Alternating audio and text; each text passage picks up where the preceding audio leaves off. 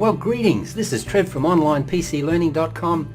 I have a great tutorial for you. This in fact will be a multiple step tutorial where we're going to show you how to make an easy invoice generator. It's been set up so that we can learn many of the basics of VBA coding, and we're also going to learn heaps and heaps about formulas and how they're used in applications.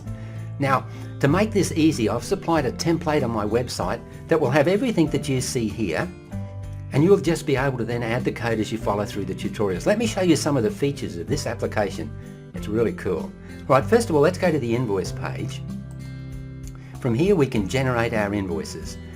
There's a spin button on the left which will be able to help us to move the invoice rows up and down, and we can add just what we want there. Then we have here our invoice interface. Invoice numbers are generated automatically, so you'll see in a minute when we generate an invoice that this number changes. To create an invoice, it's so simple. Just click in the customer here and select your customer. When you select the customer that you want, the details are automatically added. We then go to the category that we want to add. In this instance, we're talking about shoes and hats and coats, so we'll choose hats for here.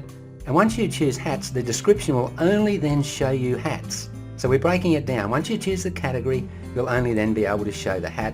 It puts the price in. We just simply then add the quantity. We'll do that again, but we'll do that now, say for shoes, and we're going to put in some shoes here, and again we'll put in a quantity. So there's our invoice. Now of course they made a payment here of, let's say, $2,000 on that invoice. They haven't paid the full amount. What do we then do? To generate the invoice, we just click Create Invoice. It says it appears you may have forgotten to add something. Well, what did we forget? We didn't put the date. So let's put the date in. 27th of the 3rd, 2013. Okay, and the order number we didn't put in either. If you want to, this is optional, we'll put in order number 78. Now we'll click Create Invoice. It says you're about to finalize the invoice, check everything before you proceed, and we'll go yes. It says the invoice has been sent. Now did you notice we didn't move off the sheet? We've actually sent this without selecting it, and I'll show you how to do that. How do we see that invoice now? Well, we can go to Purchases, which is here, and that invoice we just put in is right here. Here it is, just there at the bottom.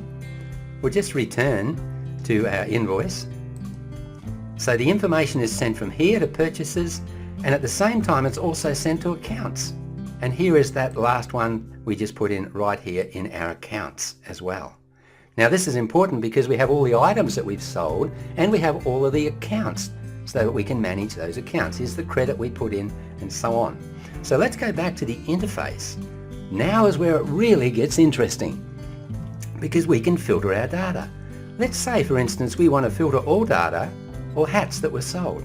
We just click the category hats and then click here to filter. And there's all of the hats that were sold. There's the total amount that was sold.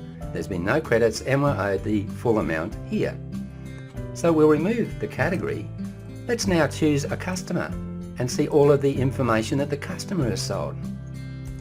We'll put in our customer and choose click here to filter, and there's all our customers' items that we just put in. Here's some that we put in over here.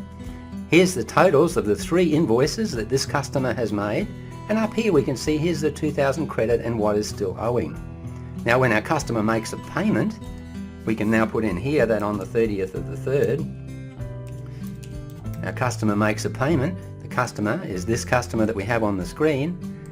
We'll put it in, and the credit that he made was for another $2,000. Alright, we'll just simply add our credits.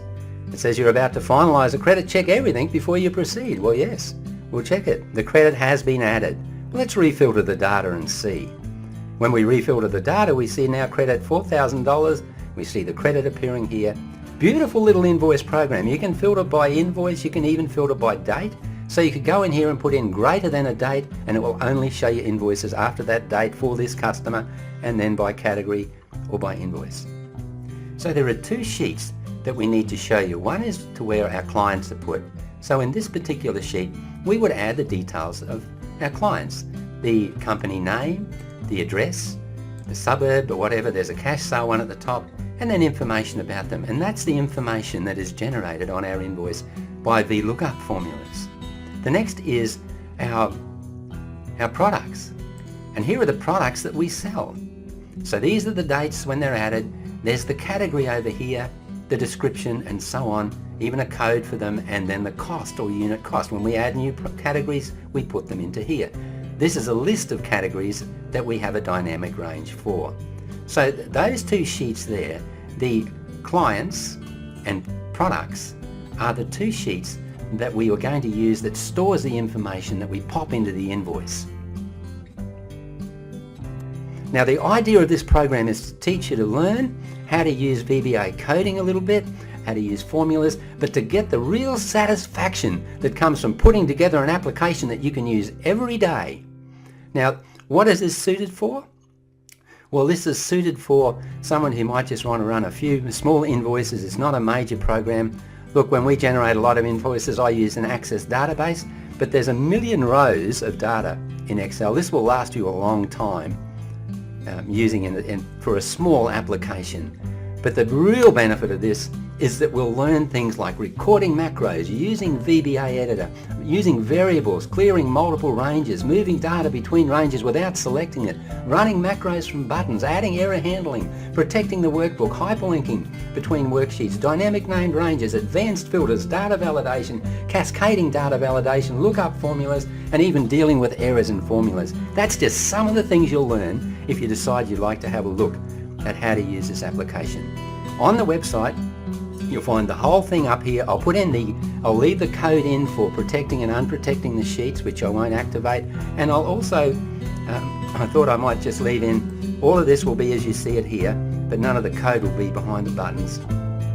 I'll also leave this spin button in too, so that when you get it, you'll be able to use that. There's a user form that opens with it when you download it from the website that you can customize to suit yourself. I'll show you that user form now. Here's the user form opening, gives you some general information. I've got a 15-second delay on this user form. You can change it to what you want, or you can just remove the user form altogether. Every time you do anything, the whole application stays protected. And I've, in fact, in the template, left the right cells protected and unprotected for you. So I've done a lot of the work to make these tutorials. There'll be several tutorials to make them easy for you to be able to work out. So, if you'd like to have a try, that's an overview. You can see now what it's about generally. If you want to flick me an email and ask a few questions, that's fine, before you decide to do the project. And I'll put the tutorials up onto my website. If you go to the website, onlinepclearning.com, you can download this template and use it along with those tutorials. Look, this is Trev from onlinepclearning.com. Thank you very much for viewing this video, and bye for now.